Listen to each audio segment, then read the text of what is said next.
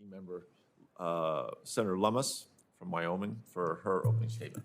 Well, thank you, Chairman Hickenlooper, and I love your tie. I think it's absolutely appropriate. He has worn it for this special occasion, our first hearing, and really looking forward to working with you on this topic. This is going to be a fun committee because of the bipartisan nature of space, because of the developments we're seeing just in the last week.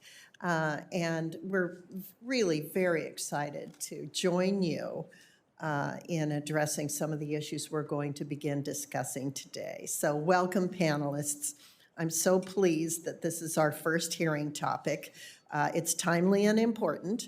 Space traffic management, space situational awareness, and orbital debris. I have no problem being identified as the space junk lady or the trash lady, the space trash lady. I think this is an important topic for our time. And it's just great to be ranking member on the subcommittee. The space sector is evolving so quickly. The civilian flight to the edges of space that occurred this week, and over the past few years, the number of satellites in space has increased dramatically as companies have begun to launch mega constellations. Just a wonderful, exciting time for me to be involved in this topic. The fact is, the space around Earth is becoming congested, and the problem's only going to grow. There are more than 4,000 satellites in orbit right now. 1,200 of those were launched in 2020, and we have already surpassed that number in 2021. It's estimated that 46,000 new satellites could be launched in the next few years. In addition to working satellites, Department of Defense is tracking 27,000 pieces of space junk. This junk poses huge risks to our assets in space. Even the smallest pieces of orbital debris, I've learned that even paint flecks can and have caused serious damage. Each collision creates even more debris, so this is a problem that compounds on itself. More than just tracking and managing orbital debris, we must look for ways to prevent it in the first place, and for companies launching satellites and mega constellations to help with solutions to take out the trash and get rid of the junk. The innovation that is creating this problem is exciting. But the government must take the lead on SSA, STM, and policy to prevent and remove orbital debris.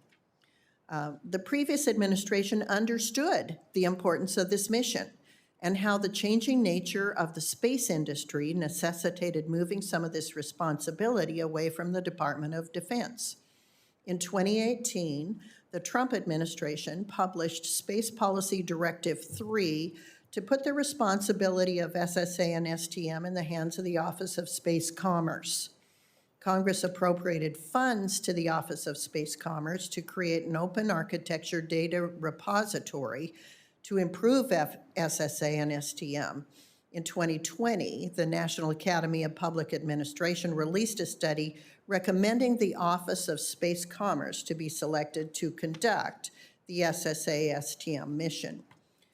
I'm concerned that we're now 3 years after SPD3 was published, and the Commerce Department has been slow to develop the open architecture repository that is desperately needed.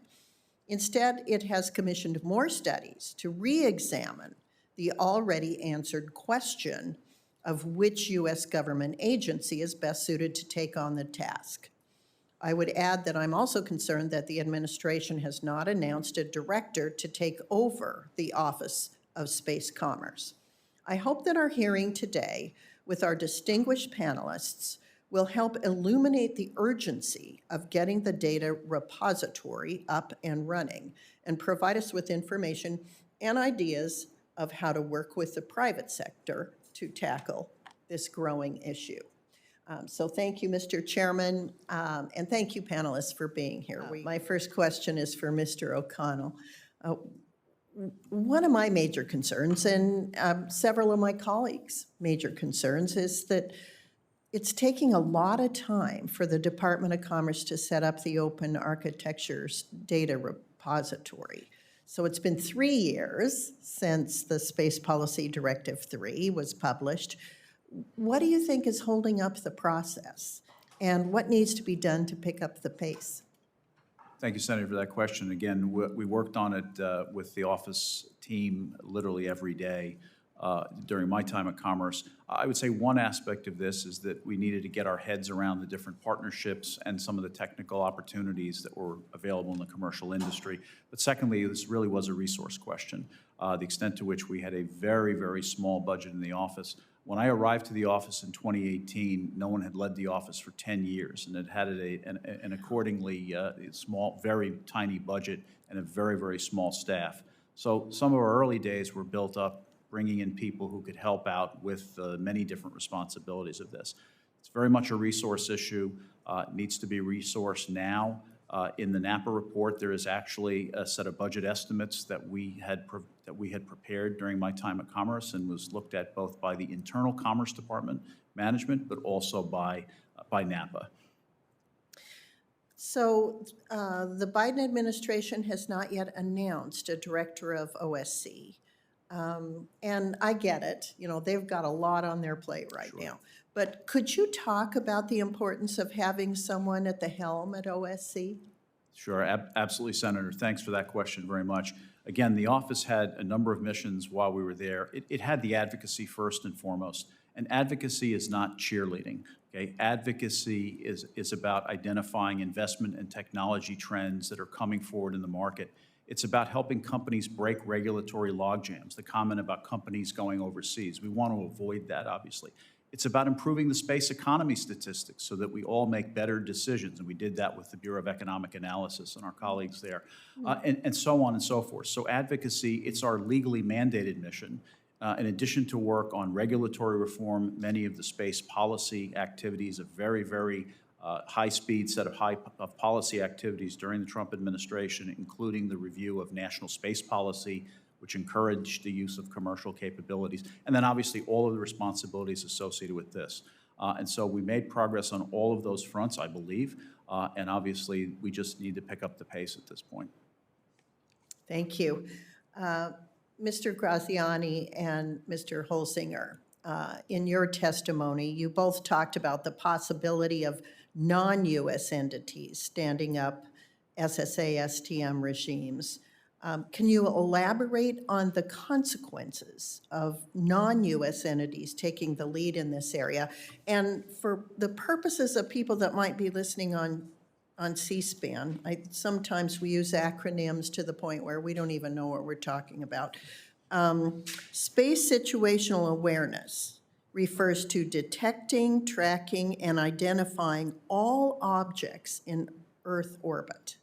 And so obviously this is really important as we're launching more and more. And so this is a really important topic today. So Mr. Graziani. Certainly.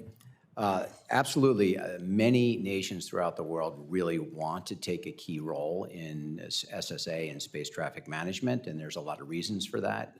There certainly are just the national sovereignty, if you will, and being able to control and understand what's going on using your own assets. So I think that that's one of the issues.